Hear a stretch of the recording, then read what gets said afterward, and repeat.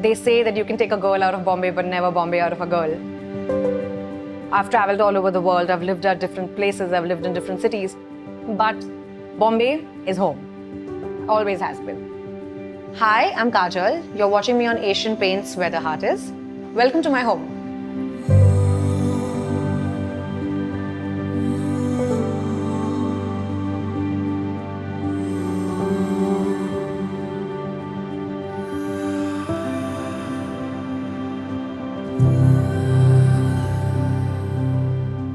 Hi, this is my home. Come, come.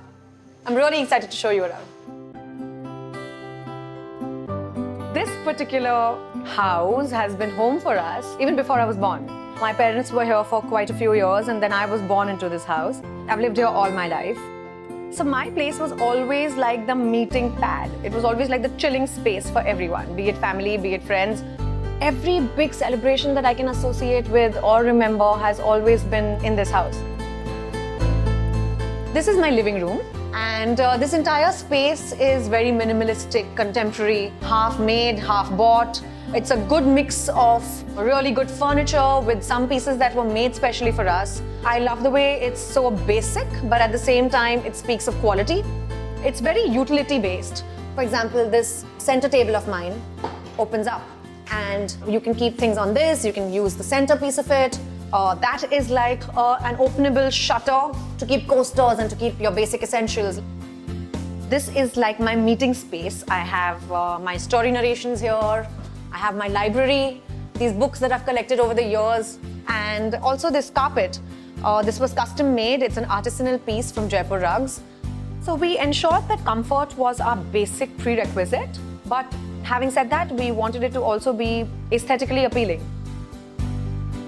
I have this piece here. This is basically a hand-painted linen sandwiched between two pieces of glass. And we got this artist to do it for us.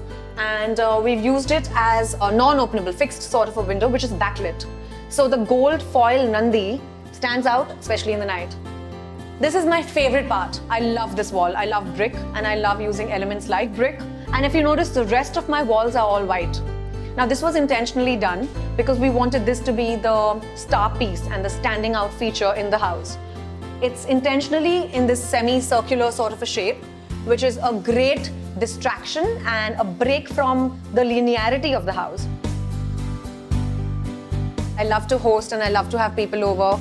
I have a very functional sort of a bar. And the cool part about this is there's a metal and glass table, which opens up.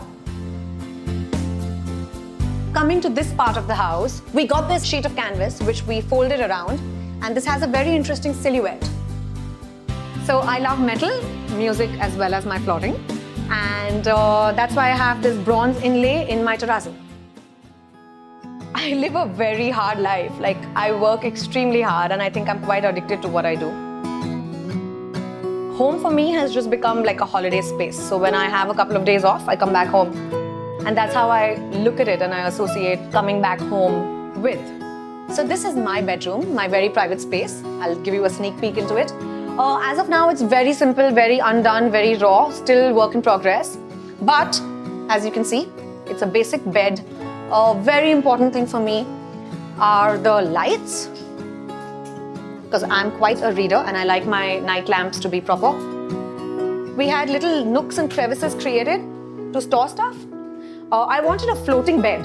It's known as an island bed, where basically I don't have anything down below. And I like the fact that it can be easily cleaned and it just looks like as if it's an island. Along with this, I have this glass door which connects me to the living room. So the entire balcony area is for leisure. And I have a surprise for you. Since whoever knows me knows how much I love shoes, I needed a special storage space for my footwear. So I literally stole this place from my architects and created a cupboard just for my footwear.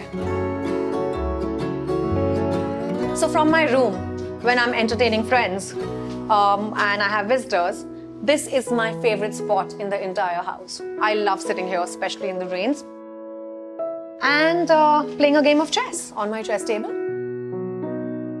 And double it up as a coffee table.